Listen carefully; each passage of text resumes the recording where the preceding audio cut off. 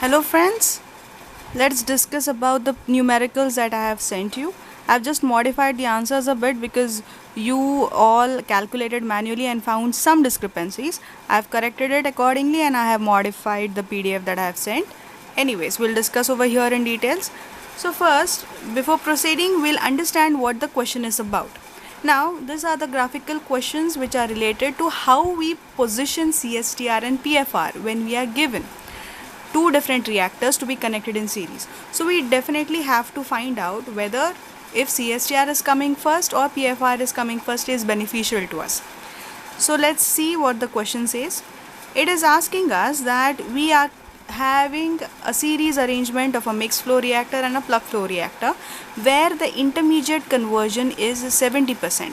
When we are talking about intermediate conversion, it says the conversion after the first reactor is 70% and final conversion is 80%. That is, the reaction is completed by connecting the two reactors in series and the final conversion we obtain is 80%.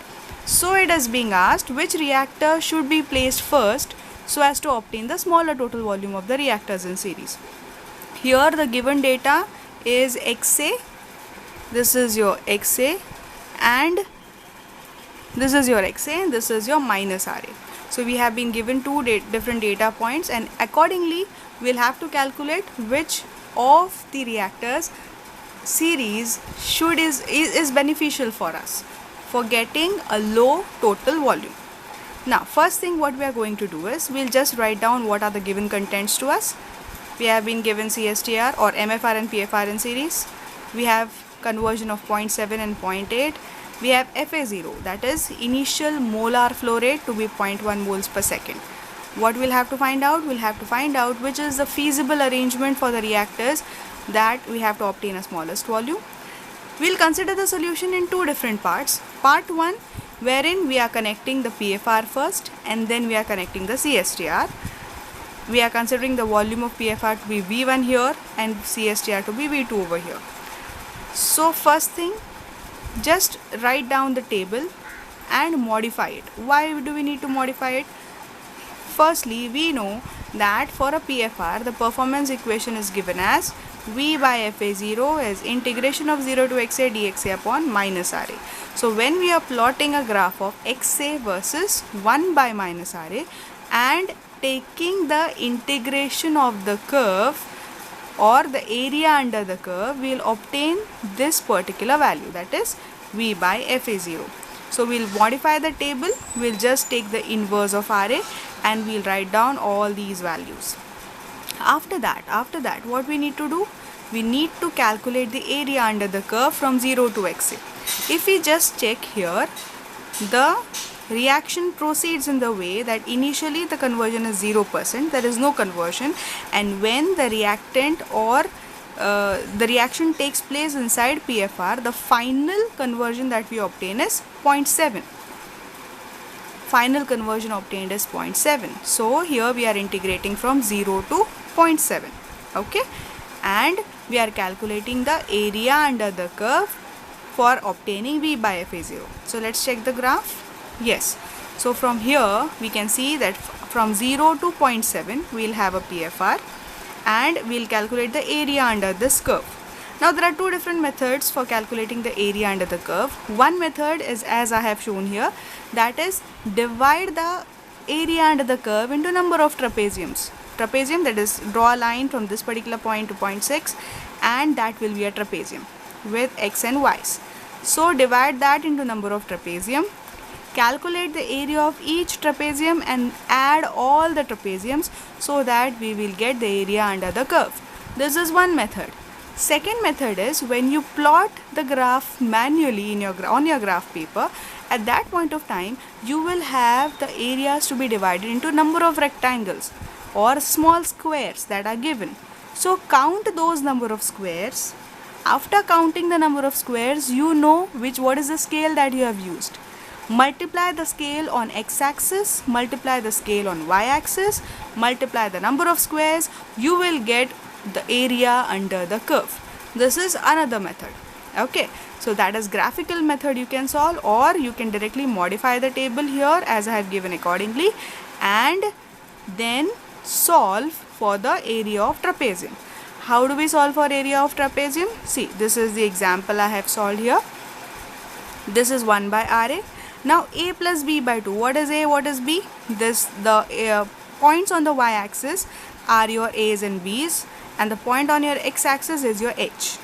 Okay, so add these 2 points first. Let's see, I'll go for point 0 and point 1.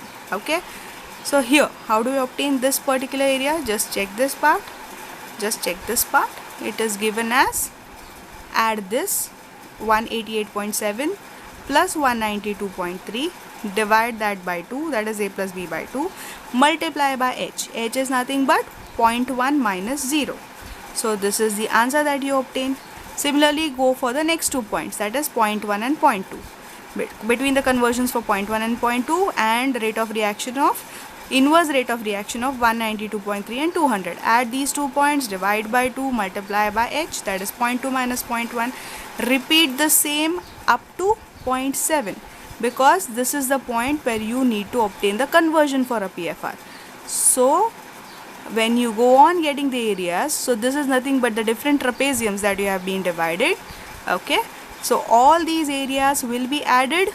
After adding all these areas, you will get the summation, and that summation comes out to be that summation comes out to be around 261.75. is it? Yes. Okay, so it comes out to be around 261. So V1 by FA0 will be 261. FA0 is 0.1, that is given over to us. Multiply that, you will get 26.17 liters. Similarly, that is up to 0.7. Now when the conversion is 0.7, it is added into a CSTR. From the CSTR, it converts, and then the final conversion obtained is 0.8. So we'll have to calculate the area for CSTR from 0.7 to 0.8. If you understand the performance equation for a CSTR, it is nothing but V by FA0 is equal to XA upon minus RA. So when you are plotting XA upon 1 minus RA, that time you will be getting a particular curve like this. So for a CSTR, it is not an integration.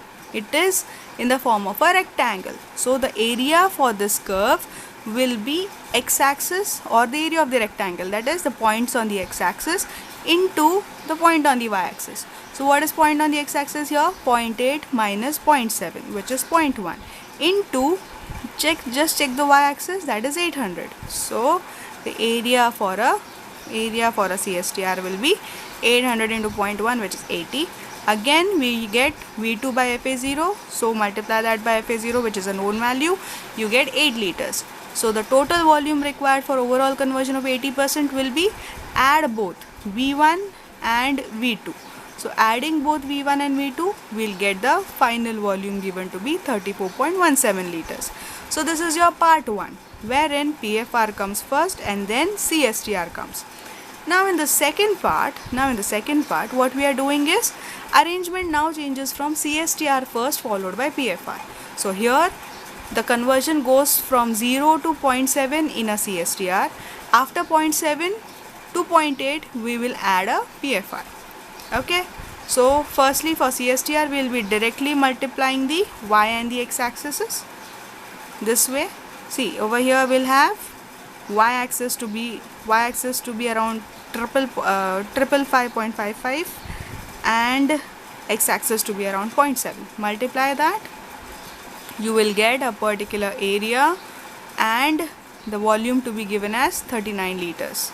Okay, similarly for area under the curve for PFR, we will go from 0.7 to 0.8. Again we will be dividing that into trapezium.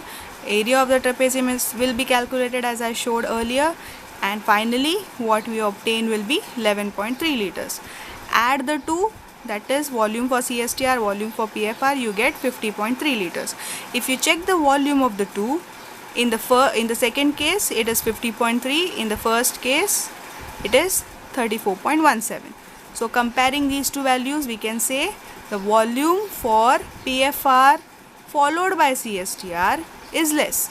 If you just check, comparing part 1 and part 2, it can be said that the arrangement where PFR comes first followed by CSTR is the best arrangement, wherein the volume given is 34.17 liters. Okay, so there are some notes which are given, that is, where initial conversion is higher, generally PFR followed by CSTR can be considered better. It's not always the case, but yes, general conclusions can be that if we take a PFR where we need very high conversions initially, PFR followed by CSTR is always better, so that the total volume can be reduced instead of taking one single CSTR or one single PFR. Okay, so one of the next problems that we are going to discuss, I have already sent you the PDF. In this case it was 70 to 80%. In the other case we'll discuss conversion from 60 to 82%. What difference the intermediate conversion and the final conversion makes, we'll discuss that in the next video. Thank you.